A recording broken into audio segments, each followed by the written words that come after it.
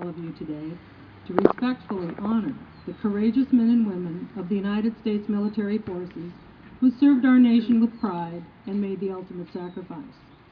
Or in the words of Abraham Lincoln at Gettysburg in 1863, that from these honored dead we take increased devotion to that cause for which they gave their last full measure of devotion to our country to keep us free.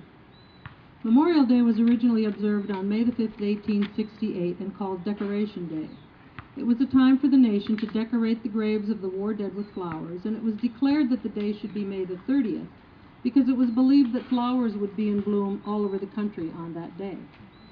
In substance, it is a day of remembrance for the soldiers who have died in service to our country from the Civil War to the present conflicts in the Middle East.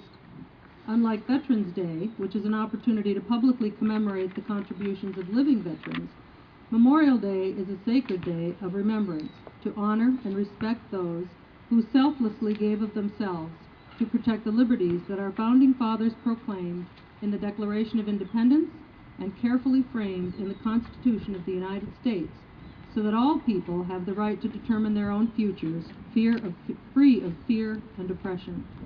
It is to be a day, said General John A. Logan in his proclamation, to set aside this day of solemn remembrance. Let no wanton foot tread rudely on such hallowed grounds, he said.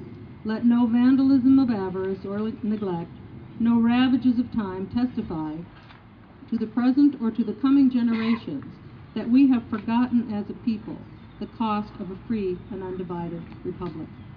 And as one of our nation's veteran service organizations states, America's collective consciousness demands that all citizens be reminded of the deaths of their fellow countrymen during wartime. By honoring the nation's war dead, we preserve their memory and thus their service and sacrifice. We are here today to remember those who have done their duty as God allowed them to see that duty. The facts about those who sacrificed their dreams and served in conflict to secure our peace and freedom, those who died to keep America the land of the free, are brutal. On the bloody battlefields of the Civil War, American soldiers fought to save the Union and promote human dignity. 620,000 military deaths. During World War I, the American soldier fought to preserve democracy in the trenches of Europe.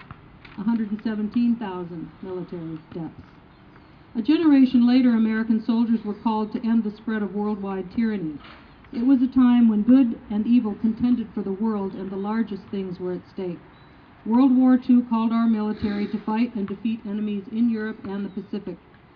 In 48 months of World War II, there were 1,078,162 casualties, with 407,316 deaths, or about 6,639 dying in combat during each month of the war. 416,000 lives were lost.